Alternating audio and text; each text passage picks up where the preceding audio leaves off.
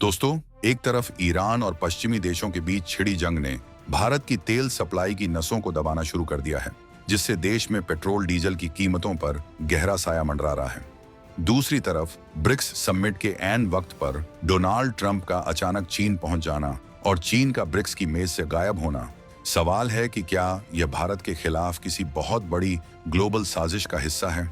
क्या मोदी सरकार ने इस खतरे को भांप लिया है? आज जब पूरी दुनिया तेल और मंदी के डर से कांप रही है, तब प्रधानमंत्री नरेंद्र मोदी का अचानक 5 देशों का यह दौरा विजिट करना आखिर क्या दिखाता है? क्या है भारत का इसके पीछे का प्लान? इस समय दुनिया की नजरें भारत पर टिकी हैं, क्योंकि एक तरफ सोने और तेल की कीमतों को लेकर दिल्ली में हाई लेवल मीटिंग्स हो रही हैं, और दूसरी तरफ पीएम मोदी का विमान यूएई, नीदरलैंड, स्वीडन, नॉर्वे और इटली के लिए उड़ान भर चुका है। ये कोई साधारण यात्रा नहीं है। ये उन 5 ताकतों के साथ हाथ मिलाने की कोशिश है जो भारत को आने वाले महासंकट से बाहर निकाल सकती हैं। इस यात्रा में क्या ऐसी सीक्रेट डील्स होने वाली हैं जो ड्रैगन के पसीने छुड़ा देंगी? क्या भारत अब यूरोप और खाड़ी देशों के साथ मिलकर एक नया वर्ल्ड ऑर्डर लिखने जा रहा है? चलिए आज इस रोमांचक सफर की एक एक परत खोलते हैं और समझते हैं कि 2026 के इस नए भारत का अगला कदम क्या होने वाला है। 15 मई 2026 सुबह का वक्त। जब पीएम मोदी का विमान अबू धाबी के एयरबेस पर लैंड करता है, तो वहां सिर्फ एक राष्ट्राध्यक्ष का स्वागत नहीं हो रहा होता, बल्कि भारत की एनर्जी सिक्योरिटी की बुनियाद रखी जा रही होती है। ईरान युद्ध की वजह से जिस तरह से सप्लाई चेन टूटी है, उसने भारत की चिंता बढ़ा दी है। यूएई के राष्ट्रपति शेख मोहम्मद बिन जायद अल नहयान के साथ होने वाली यह मुलाकात कोई औपचारिक हाथ मिलाने वाली फोटो ऑप नहीं है। यहाँ बात हो रही है स्ट्रेटेजिक पेट्रोलियम रिजर्व्स की। भारत को इस समय उस तेल की जरूरत है जो युद्ध की आंच से दूर रहे। यूएई भारत का वो भरोसेमंद यार है जो मुश्किल वक्त में हमेशा खड़ा रहा है। इस डील का सबसे बड़ा पॉइंट है रुपया दिरहम ट्रेड। भारत चाहता है कि हम डॉलर को बीच से हटाकर सीधे अपनी करेंसी में व्यापार करें। सोचिए, अगर भारत अपनी तेल की जरूरतों का एक बड़ा हिस्सा अपनी मुद्रा में खरीदने लगे, तो डॉलर की बादशाहत का क्या होगा? यह चीन और अमेरिका दोनों के लिए एक बड़ा झटका है। लेकिन बात सिर्फ तेल तक खत्म नहीं होती।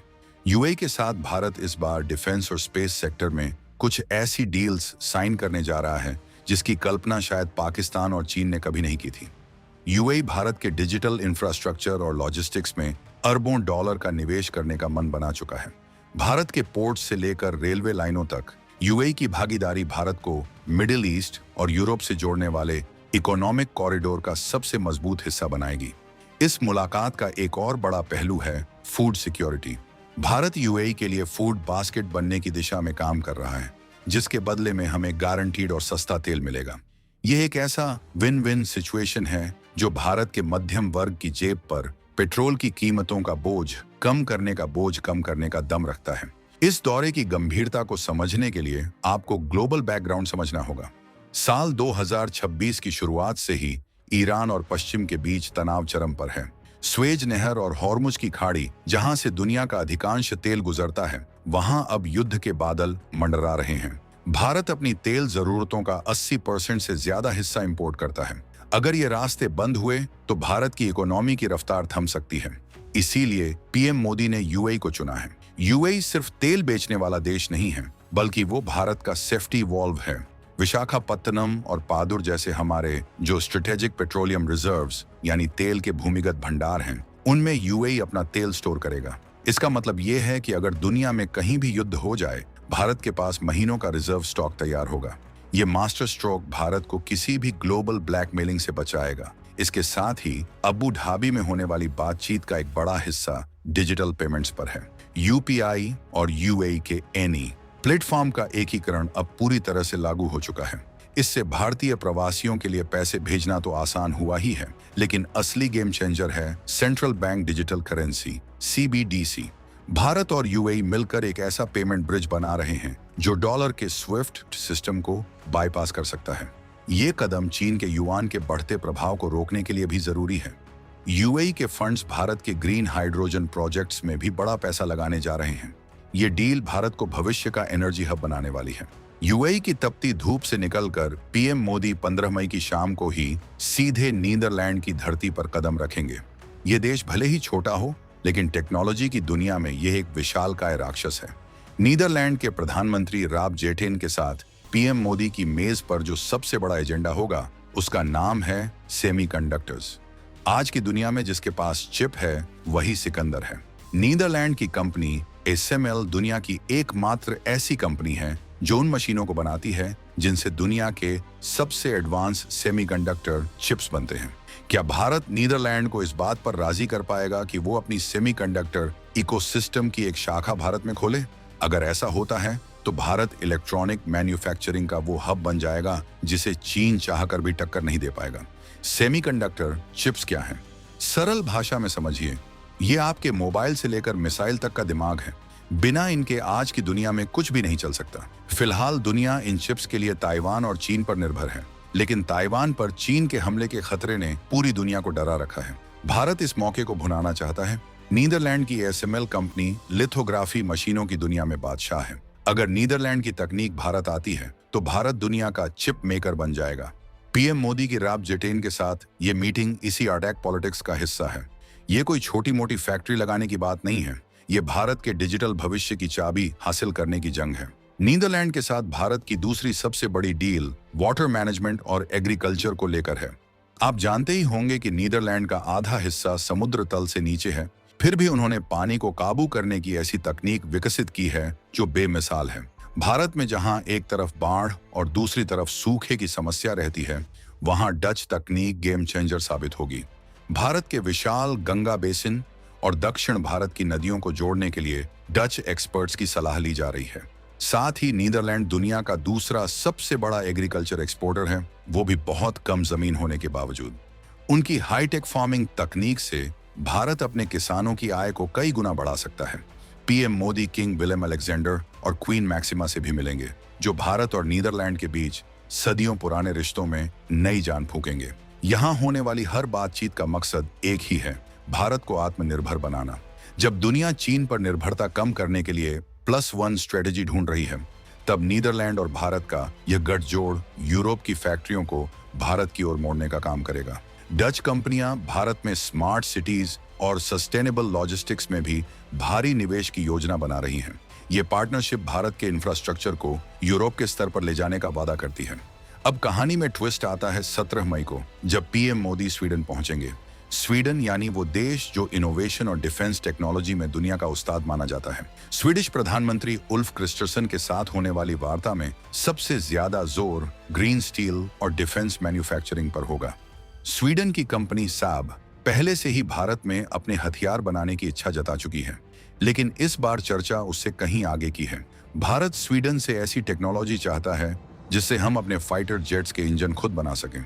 क्या स्वीडन अपनी सबसे गुप्त टेक्नोलॉजी भारत के साथ साझा करेगा? अगर यह डील पक्की होती है तो भारत की वायुसेना आने वाले दशकों के लिए अजय हो जाएगी।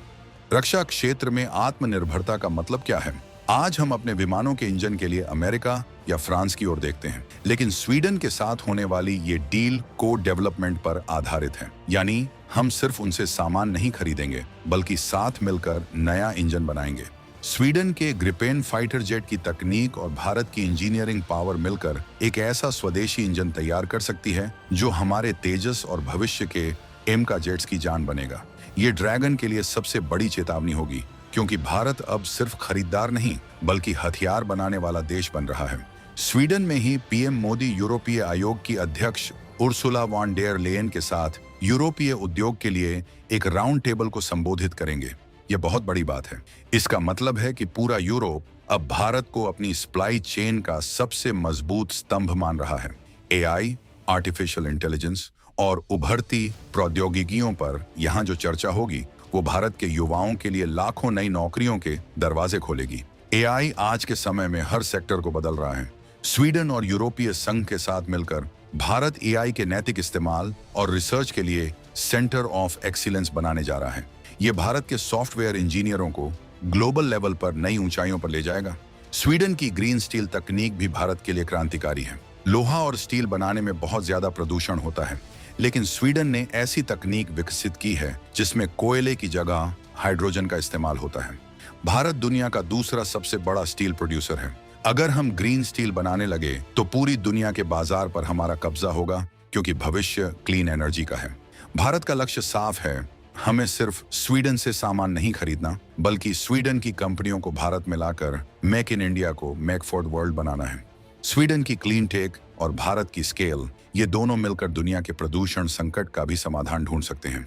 19 मई को पीएम मोदी नॉर्वे की राजधानी ओस्लो पहुंचेंगे, जहां तीसरा इंडिया नॉर्डिक समिट होने जा रहा है। यहां सिर्फ नॉर्वे नहीं, बल्कि डेनमार्क, फिनलैंड, आइसलैंड और स्वीडन के दिग्गज नेता एक छत के नीचे होंगे। नॉर्वे के प्रधानमंत्री जोनास गार स्टोर के साथ द्विपक्षीय वार्ता का मुख्य केंद्र होगा ब्लू इकोनॉमी और डीप सी माइनिंग। समुद्र की गहराइयों में छिपे वो खनिज जो भविष्य की बैटरी और गैजेट्स के लिए जरूरी हैं, उन्हें निकालने की तकनीक नॉर्वे के पास है। भारत को अपनी इलेक्ट्रिक व्हीकल क्रांति के लिए इन खनिजों की सख्त जरूरत है। क्या नॉर्डिक देश भारत को चीन के दबदबे से बाहर निकलने में मदद करेंगे? ये समिट भारत के लिए आर्कटिक क्षेत्र में अपनी मौजूदगी दर्ज कराने का एक सुनहरा मौका है। डीप सी माइनिंग यानी समुद्र की सतह से हजारों मीटर नीचे जाकर कीमती धातुओं को निकालना। इसमें कोबाल्ट, निकल और लिथियम जैसे खनिज होते हैं जो इलेक्ट्रिक कार की बैटरी के लिए जान है। अभी इन पर चीन का एकाधिकार है, लेकिन नॉर्वे की तकनीक और भारत की समुद्री सीमा मिलकर चीन के इस मोनोपोली को तोड़ सकते हैं। इसके अलावा नॉर्वे की ऑफशोर विंड एनर्जी यानी समुद्र के बीचों बीच बिजली पैदा करने वाले पंखे लगाने की तकनीक भारत के 7,000 किलोमीटर से लंबे समुद्र तट के लिए वरदान साबित होगी। ये भारत के ऊर्जा संकट का परमानेंट इलाज है। नॉर्डिक देशों के पास दुनिया का सबसे बड़ा सॉवरेन वेल्थ फंड है। पीएम मोदी की कोशिश होगी कि इस फंड का एक बड़ा हिस्सा भारत के इंफ्रास्ट्रक्चर प्रोजेक्ट्स में आए। सोचिए, अगर नॉर्वे की पेंशन का पैसा भारत के नेशनल हाईवेज और ग्रीन हाइड्रोजन प्लांट्स में लगेगा, तो इससे दोनों देशों का भविष्य कितना सुरक्षित हो जाएगा। नॉर्वे का फंड दुनिया का सबसे अमीर फंड माना जाता है। वो सिर्फ उन प्रोजेक्ट्स में पैसा लगाते हैं जो स्थिर और सुरक्षित हों। पीएम मोदी का वहां जाना इस बात का सर्टिफिकेट है कि 2026 का भारत निवेश के लिए दुनिया की सबसे सुरक्षित जगह है। नॉर्वे के साथ ग्रीन शिपिंग और विंड एनर्जी की डील भारत के समुद्री तटों की तस्वीर बदल सकती है। नॉर्वे के जहाज दुनिया में सबसे एडवांस माने जाते हैं। भारत अपने बंदरगाहों को स्मार्ट पोर्ट्स में बदलने के लिए नॉर्वेजियन तकनीक का इस्तेमाल करेगा। यह समिट इस बात का सबूत है कि भारत अब केवल दक्षिण एशिया का लीडर नहीं है, बल्कि वो उन देशों के साथ भी कंधे से कंधा मिलाकर चल रहा है जो मानव विकास सूचकांक में दुनिया में टॉप पर हैं। नॉर्डिक देशों की यह पार्टनरशिप भारत को क्वालिटी ऑफ लाइफ और टेक्नोलॉजी दोनों में ग्लोबल लीडर बनाएगी। इस 5 देशों की यात्रा का आखिरी पड़ाव होगा इटली। 20 मई को जब पीएम मोदी इटली की धरती पर होंगे, तो दुनिया की निगाहें रक्षा और रणनीतिक साझेदारी पर होंगी। इटली और भारत के संबंध पिछले कुछ वर्षों में जिस तेजी से बढ़े हैं, उसने पूरी दुनिया को चौंका दिया है। इटली के साथ भारत मेडिटेरेनियन कॉरिडोर (IMEC) को लेकर ठोस बातचीत करेगा। ये वो रास्ता है जो भारत को सीधे यूरोप से जोड़ेगा और स्वेज नहर पर हमारी निर्भरता को कम करेगा। चीन के बेल्ट एंड रोड इनिशिएटिव का यह सबसे तगड़ा जवाब है। इटली की कंपनियां भारत के डिफेंस सेक्टर में जॉइंट वेंचर बनाने के लिए बेताब हैं और मोदी का यह दौरा उन समझौतों पर अंतिम मुहर लगाएगा। IMIC यानी India middle east Europe economic corridor. सरल शब्दों में कहें तो ये एक ऐसा व्यापारिक रास्ता है जो भारत से जहाज के जरिए UAE जाएगा, वहां से ट्रेन के जरिए सऊदी अरब और जॉर्डन होते हुए इजराइल के बंदरगाह तक पहुंचेगा और फिर वहां से सीधे इटली और पूरे यूरोप में दाखिल होगा। ये रास्ता स्वेज नहर के मुकाबले 40% ज्यादा तेज है। चीन ने अपना जो सिल्क रोड बनाया है, उसे ये कॉरिडोर पूरी तरह से फेल कर देगा। इटली इस कॉरिडोर का गेटवे है। पीएम मोदी की इटली यात्रा इसी गेट को भारत के लिए हमेशा के लिए खोलने की कोशिश है। इटली के साथ हमारा रिश्ता सिर्फ व्यापार तक सीमित नहीं है, यह 2 प्राचीन सभ्यताओं का मेल भी है। लेकिन आज की हकीकत यह है कि इटली भूमध्य सागर में भारत का सबसे मजबूत एंट्री पॉइंट बन सकता है। साइबर सुरक्षा से लेकर अंतरिक्ष अनुसंधान तक इटली और भारत के वैज्ञानिक अब साथ मिलकर काम करने के लिए तैयार हैं। इटली की लग्जरी मैन्युफैक्चरिंग और भारत की लेबर पावर मिलकर दुनिया के लिए बेहतरीन प्रोडक्ट्स बना सकते हैं। साथ ही इटली के साथ रक्षा सौदों में टेक्नोलॉजी ट्रांसफर पर भी बड़ी बात हो रही है। इटली की कंपनियां भारत में नौसेना के लिए सबमरीन और रडार सिस्टम बनाने में मदद करने वाली हैं। ये द्वारा भारत को यूरोपीय संघ EU के साथ फ्री ट्रेड एग्रीमेंट FTA के और करीब ले जाएगा। जब पीएम मोदी इटली से वापस लौटेंगे तो उनके हाथ में सिर्फ समझौते नहीं होंगे, बल्कि एक ऐसा सुरक्षा कवच होगा जो भारत को आने वाले किसी भी वैश्विक आर्थिक झटके से बचाने की ताकत रखेगा। 2026 की यह यात्रा भारत के लिए ग्रेट यूरोपियन लीप साबित होने वाली है। अब भारत सिर्फ रूस या अमेरिका के भरोसे नहीं है, वो यूरोप के उन देशों के साथ मजबूत रिश्ते बना रहा है जो तकनीक और पैसे के मामले में दुनिया के केंद्र हैं। तो दोस्तों, 15 से 20 मई 2026 के ये 6 दिन भारत के आने वाले 20 सालों की दिशा तय करने वाले हैं। एक तरफ जहां दुनिया युद्ध और कूटनीति के मकड़जाल में उलझी हुई है, वहीं भारत अपनी शांति प्रिय लेकिन आक्रामक नीति से दुनिया के नक्शे पर अपना लोहा मनवा रहा है। ये 2026 का वो भारत है जो झुकना नहीं बल्कि आंखों में आंखें डालकर बात करना जानता है। यूएई का तेल, नीदरलैंड की चिप, स्वीडन का हथियार, नॉर्वे का फंड और इटली का रास्ता, ये पांचों मिलकर भारत को उस मुकाम पर ले जाएंगे जहां भारत को रोकना नामुमकिन होगा। चीन के पेट में मरोड़ उठना लाजिमी है और अमेरिका को भी अब समझ आ गया होगा कि भारत अपनी शर्तें खुद लिख रहा है। ब्रिक्स समिट से चीन का नदारद होना और ट्रंप का अचानक बीजिंग जाना, ये इस बात का संकेत है कि ग्लोबल पॉलिटिक्स एक खतरनाक मोड़ पर है। लेकिन मोदी सरकार ने इन 5 देशों का दौरा करके ये साबित कर दिया है कि भारत के पास प्लान बी हमेशा तैयार रहता है। जब चीन हमें रोकने की कोशिश करता है, हम यूरोप और खाड़ी के साथ मिलकर नए रास्ते बना लेते हैं। ये यात्रा सिर्फ समझौतों की नहीं है, ये भारत के आत्मविश्वास की गूंज है।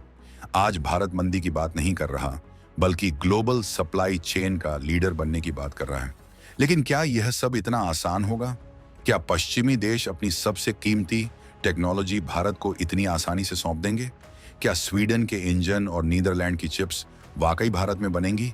और सबसे बड़ा सवाल, ईरान युद्ध की वजह से जो तेल का संकट खड़ा हुआ है, क्या पीएम मोदी की यह यात्रा उस आग को शांत कर पाएगी? भारत के इस मास्टर स्ट्रोक ने ग्लोबल पॉलिटिक्स की बिसात को पूरी तरह से उलट दिया है। अब देखना यह है कि जब पीएम मोदी स्वदेश लौटेंगे तो भारत के आम नागरिक की जिंदगी में इसका क्या असर पड़ेगा।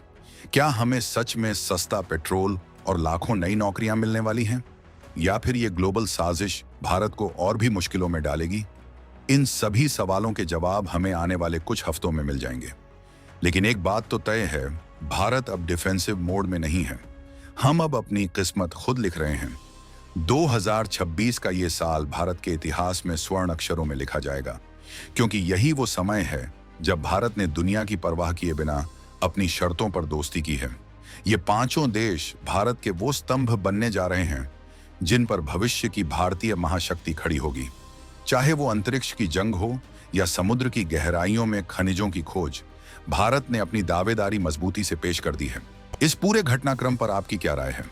क्या आपको लगता है कि भारत ने इन 5 देशों को चुनकर चीन और अमेरिका को सही संदेश दिया है? क्या मोदी सरकार की ये प्रोएक्टिव डिप्लोमेसी भारत को दुनिया की तीसरी सबसे बड़ी अर्थव्यवस्था बनाने का सपना पूरा कर पाएगी? क्या आपको लगता है कि रुपया दिरहम ट्रेड वाकई डॉलर को चुनौती दे पाएगा? अपने विचार कमेंट्स में जरूर बताएं, क्योंकि आपकी राय ही इस लोकतंत्र की असली ताकत है। क्या आप चाहते हैं कि हम इन डील्स की एक एक बारीकी पर एक और वीडियो लेकर आएं? अगर हाँ, तो कमेंट में यस जरूर लिखें। आपके हर कमेंट का जवाब देने की हम कोशिश करेंगे। क्या भारत को अपनी रक्षा तकनीक के लिए सिर्फ यूरोप पर भरोसा करना चाहिए, या हमें अपनी स्वदेशी तकनीक पर ही जोर देना चाहिए? इस बहस में अपनी भागीदारी जरूर दर्ज कराएं। और हाँ, अगले वीडियो में हम उस सीक्रेट वेपन की बात करेंगे जो भारत ने स्वीडन के साथ मिलकर तैयार किया है।